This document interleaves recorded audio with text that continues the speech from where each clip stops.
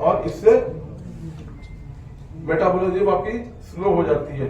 और कफ जो है, यहाँ कफ क्या है, एनाबॉलिक, जितनी भी एक्टिविटी बॉडी में होती है वो कफ से होती है। तो इंसुलिन भी एक एनाबॉलिक हार्मोन है। तो ये बढ़ा हुआ कफ क्या है, यहाँ पे बढ़ा हुआ इंसुलिन है, जो इंसुलिन जिससे पैदा हो रहा है। और पित्त का जो कम हो जाता है, ये जो जितने भी एंजाइम्स है जो लाइपोलिसिस के लिए या फैट मेटाबॉलिज्म के लिए होते हैं, वो कम हो जाते हैं। ठीक है, तो आयुर्वेद में इसको रक्तवात स्रोतों का मूल बोला गया। तो इसीलिए जब क्या होता है, आप देखिए कि जब एडवांस स्टेज में लिवर डिसऑर्डर होता है तो वेरेसिस बन जाते हैं पोर्टल हाइपरटेंशन से, पावर एनीमिया होता है, ये सब रक्त में स्रोतस के स्पाइडर नेवी होती है। तो इसीलिए इस तरह के सिम्टम आते हैं। मेदो वृद्धि अग्निस्थान को इसको आप कंपेयर कर सकते हैं कि एक्टोपिक फैट इन हेपेटोसाइट और इम्पेयर्ड वाइट फैट मेटाबॉलिज्म। पित्त स्थान में कफ में वृद्धि हो जाती है, पित्त स्थान में धातुओं की दुष्टि हो जाती है, पित्त स्थान में मेद संचय हो जाता है, पित्त स्थान में लीवर में जो सिस्टेमिक फैट आता है। ठीक है, मेन चीज है जब मेदो व स्रोतस की दृष्टि का जब बोला गया व्यायाम दिवा सपनम, अब सपनम मेदयानम अच्छा अति भक्षणात् मेदो वाणी दुष्यंति वानो जति सेवनात्। तो मतलब फैट मेटाबॉलिज्म के लिए बोला कि जो आदमी एक्सरसाइज नहीं करता है और जो दिन में भी सोता है, मतलब ज्यादा सोता है, दिन में भी सोता है, और जो मेद वाली चीजों को ज्यादा खाता है, जो मतलब ट्रांस फैट को ज्यादा लेता है और ज्यादा शराब का सेवन करता है, उसकी फैट मेटाबॉलिज्म, इसके मेद व स्रोतस दुष्ट हो जाते हैं। तो मेद व स्रोतस का मतलब यहाँ पे कि है जो जितने भी सेटलिंग मैकेनिज्म है, जो कार्नेटरी सेटल होता है या जो वो सब स्रोतस में ही आएंगे। ठीक है, तो इनकी दुष्टि हो जाती है और ये बीमारी पैदा हो जाती है। चिकित्सा है, चिकित्सा में चरक ने बोला है कि पहले चिकित्सा में बोला कि सबको एक्सरसाइज करने को बोला कि व्यायाम कराया जाए और अनशन कराया जाए। जितनी फास्टिंग कराएंगे उतनी हम मेदों को सही कर लेंगे। तो पहला चिकित्सा चरक ने बोला है, अनशन के लिए बोला है कि मतलब फास्टिंग कराइए, और फास्टिंग कराने से क्या होता है, इंसुलिन लेवल डाउन होता है। बेस लाइन जो सिक्रेशन इंसुलिन का वो तो होता रहेगा, लेकिन जो स्पाइक्स आती है वो नहीं आएंगी। तो पहले तो सबसे जरूरी है कि चिकित्सा में आप फास्टिंग कराइए।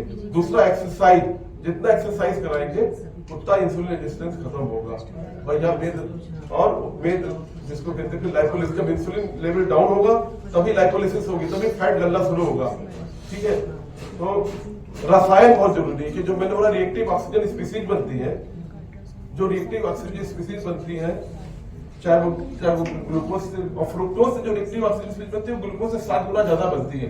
तो इसलिए मीठा के लिए तो मीठा एकदम नहीं खाना चाहिए, क्योंकि फ्रुक्टोज जो है वो एक तो बहुत उससे आरओएस ज्यादा बनता है। दूसरा वो जो फ्रुक्टोज होता है वो 3 एंजाइम को इनहिबिट करता है। एक एकेडीएल एंजाइम होता है जो फैट मेटाबॉलिज्म के लिए जरूरी होता है, सब पहला स्टेप होता है।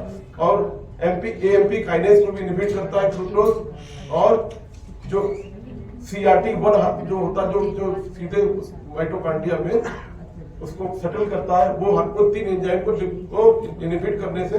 तो फ्रुक्टोज अगर आप खाने में डाल रहे हैं, अगर आप मीठा खा रहे हैं या कोई शक्कर वाली कोई चीज खा रहे हैं, गुड़ वाली कोई चीजें खा रहे हैं, तो आप अपनी मेद धातु अग्नि को आप खराब कर रहे हैं, आप फैट मेटाबॉलिज्म को खराब कर रहे हैं। तो आपको पहले क्या है कि सबस्ट्रेट जो है, जो सबस्ट्रेट है फैट मेटाबॉलिज्म के, ऐसे तो कई चीजें होती, लेकिन फ्रुक्टोज सबसे अहम है। फ्रुक्टोज को आप ना लें, फ्रुक्टोज को नहीं लेंगे तो आपको इसमें बहुत फायदा होगा, आपका इंसुलिन रेजिस्टेंस भी कम होगा। क्योंकि अगर मेद धातु अग्नि अगर लाइपोलिसिस अगर फैट मेटाबॉलिज्म खराब होगी तो इंसुलिन रेजिस्टेंस 100% डेवलप हो जाता है और माइटोकॉन्ड्रियल डिसफंक्शन भी करता है। तो दूसरी चीज है कि एंटीऑक्सीडेंट इसलिए जरूरी है, एंटीऑक्सीडेंट इसलिए जरूरी है कि जो आरओएस जो रिएक्टिव ऑक्सीजन स्पीसीज बनती है वो उन्हीं से क्वेंच होगी और वो उनको रिएक्ट करके खत्म कर देंगे। और अगर आपके खाने में अगर आप इस तरह के खाना जो चरक ने बताया लेते हैं तो आपके खाने में कोलिन नहीं जाएगा। कोलिन अगर मेथियोनिन और कोलिन अगर नहीं जाएगा तो आप ग्लूटाथियोन जो आपके लीवर में बनता है आप उसको प्रॉपर्ली नहीं बना पाओगे, और प्रॉपर नहीं बना पाएगा तो आपके शरीर में डैमेज ज्यादा होगा। ठीक है, तो इसमें रसायन बहुत जरूरी है। खास करके देखा गया जो अभ्रक होता है, अभ्रक से रिलेटेड जो रसायन है उसका जरूर सेवन करना चाहिए, वो बहुत अच्छे एंटीऑक्सीडेंट का काम करेंगे। अभ्रक वाला करें, जिंक वाला, ऐसा कोई चीज जिसमें आंवला हो, अभ्रक हो, जिंक हो, ऐसा कोई एंटीऑक्सीडेंट इस्तेमाल करें फैटी लिवर में। और दीपन पाचन करें मेदोहर, ये तो उसका सिद्धांत है कि दीपन पाचन, जैसे आप त्रिकटु का इस्तेमाल करें, चित्रक का इस्तेमाल करें, मेदोहर औषधियों का इस्तेमाल करें, जिन दवाइयों में विजय सार पड़ा हो, जिन दवाइयों में दारू हरिद्रा पड़ा हो। क्योंकि अभी ट्रीटमेंट जब करेंगे, ट्रीटमेंट में ये भी देखना है कि उसका फाइब्रोस्कोन करा के देखिए उसमें फाइब्रोसिस स्टार्ट हो गई है कि नहीं हो गई। अगर फाइब्रोसिस स्टार्ट है तो आपको एंटी इंफ्लामेटरी दवाई, जैसे यहाँ पे अगर आप बात करें लिवर के लिए, तो सबसे बढ़िया काम करने वाला इंदुकांतम कषायम है। इंदुकांतम कषायम आप देंगे अगर, या सुकुमारम कषायम देंगे, तो आप इसके इन्फ्लेमेशन को, जो स्टेटोहेपेटाइटिस हो जाती है मेटाबॉलिक, तो उसको आप रोक लेंगे। तो एक तो उसका ट्रीटमेंट अलग हो जाएगा। और केवल अगर केवल फैट है, तो केवल फैट है तो उसमें लीवर की चिकित्सा नहीं करनी है, उसमें मेद धातु की चिकित्सा करनी है। क्योंकि ये संतर्पण जन व्याधि है, जो चरक ने जो औषधियां बताई उनको दीजिए, और उसमें विजय सार दीजिए, उसमें दारू हल्दी दीजिए, उसमें चित्रक दीजिए, ऐसी दवाइयां दीजिए, उसमें लीवर टॉनिक का कोई काम नहीं। लेकिन जहाँ पे प्रोग्रेस हो रही है, वो फाइब्रोसिस हो रही है, तो ऐसी दवाई दीजिए जिसमें दारू हल्दी हो। दारू हल्दी नॉन एंटी फाइब्रोटिक एजेंट है, और दारू हल्दी दीजिए। तो एरेंड पत्र भी नॉन मतलब एंटी फाइब्रोटिक एजेंट है। अगर आपने यहाँ पे फाइब्रोसिस रोक ली, तो जो लीवर सिरोसिस में जा रहा है वो आप बचा ले जाओगे। तो मेन स्टे है कि आप एंटी इंफ्लामेटरी दीजिए, जैसे इंदुकांतम, सुकुमारम है, जिसमें 10 मूल भी पड़ा हो और इस तरह की दवाइयां पड़ी हो, और एक एंटीऑक्सीडेंट दीजिए और एंटी इंफ्लामेटरी दीजिए, और एंटी फाइब्रोटिक एजेंट ऐड कीजिए, ताकि फाइब्रोसिस प्रोग्रेस होकर सिरोसिस में ना कन्वर्ट हो जाए।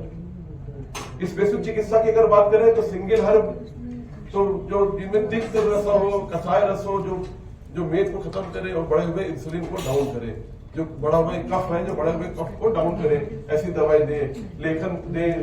ठीक है, तो अगर सिंगल हर्ब की बात करें तो पिपली है, चित्रक है, विजय सार है, गुड़मार है, दारू हल्दी है, आवंती है, ऐसी औषधियों को दे। कुटकी है, कुटकी का बहुत अच्छा रिजल्ट है, कुटकी बहुत अच्छा रिजल्ट करती है, बहुत रिजल्ट है। ऐसे बहुत सारी दी। अगर डिकॉक्शन की बात करें, अस्नादि कषाय का फैटी लिवर में बहुत अच्छा रिजल्ट है। अस्नादि कषाय दे, निशा कथकादि कषायम दे, फल त्रिकादि कषायम दे, त्रिफला दे, त्रिफला का बहुत अच्छा, त्रिफला सब सेलुलर लेवल पे काम करता है, त्रिफला दे, पटोल आदि के कषायम दे, गुड़चादि कषायम दे। तो इस तरह की दवाइयां दे। पहले बोला ही आपको कि वो जरूरी एक्सरसाइज में जो HTIT जो डॉक्टर अभी बता रहे थे, वो कराए, हाई इंटेंसिटी जो आप एक्सरसाइज कराएंगे, तभी माइटोकार्डियल ज्यादा जो डिस्फंक्शन होता है वो खत्म होता है। तो ये नोन है। तो एक्सरसाइज जरूर करें, एक्सरसाइज से आपका वेट भी कम करेंगे और आप इंसुलिन रेजिस्टेंस को भी खत्म करेंगे। यहाँ पे मेन चीज है कि वेट इतना इंपॉर्टेंट नहीं है, वेट घट, आप सबस्ट्रेट को खत्म कीजिए। आप जो फ्रुक्टोज वाली चीज है उनको खत्म करेंगे। फ्रुक्टोज जो है वो ज्यादा स्ट्रोक पैदा करता है। तो ठीक है, लो कार्ब डाइट लीजिए। आयुर्वेद में बोलते हैं कि मतलब अनाज कम खाइए ताकि आप एजिंग ना हो आपको ज्यादा। फ्रूट्स में फ्रुक्टोज होता है पर फाइबर होता है, तो फाइबर की वजह से उसका एब्जॉर्प्शन बहुत स्लो होता है, तो लीवर इतनी देर में फ्रुक्टोज को ग्लूकोज में कन्वर्ट कर देता है। तो अगर जो कन्वर्ट कर देता फिर वो ग्लाइकोजन में स्टोर किया, फिर TCA में जाती है। अगर TCA ओवरवेल्म हो गया, TCA वीवेक्स एक्सीड कर गए, तो वो फिर बाहर के आ जाएगी, सिट्रेट वापस आ जाती है। तो सिट्रेट जो होता है, फिर सिट्रेट फिर फैट में कन्वर्ट हो जाता है, सिट्रेट को फिर फैट में कन्वर्ट करते हैं, तो लीवर कन्वर्ट करता है उसको। तो वो चीज इसलिए थोड़ी सी दिक्कत है। तो फ्रूट खा सकते हैं लेकिन बहुत मीठे फल ज्यादा नहीं होता। अल्कोहल इंटेक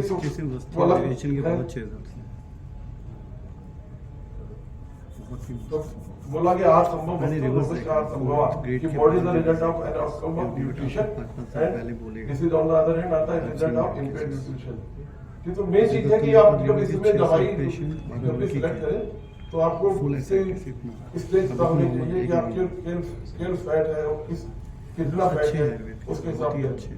ठीक है, अगर टाइप 2 डायबिटीज है, उनमें जिनको डायबिटीज है उनको क्या होता है कि उनमें ज्यादातर जो है वो मैस में कन्वर्ट हो जाता है, उनमें स्टेटोहेपेटाइटिस होने की ज्यादा चांसेस हो जाते हैं कि फैट जो है फिर वो साइटोकाइन्स रिलीज करती है, जो एडिपोसाइट्स, खासकर लीवर में जो होती है, लीवर में जो डाइस्ट्राइग्लिसरॉल होता है या सेरामाइड्स होते हैं, इनसे बहुत साइटोकाइन रिलीज होते हैं, तो उससे जो है फिर वो मैस में कन्वर्ट हो जाती है। तो जहां पे अगर मैस के केस मिले तो आपको एंटी इन्फ्लेमेटरी दवाइयां देनी है, जैसे 10 मूल दे सकते हैं, सुकुमारम का बहुत अच्छा रिजल्ट है, इंदुकांतम का बहुत रिजल्ट है, ये जरूर दें।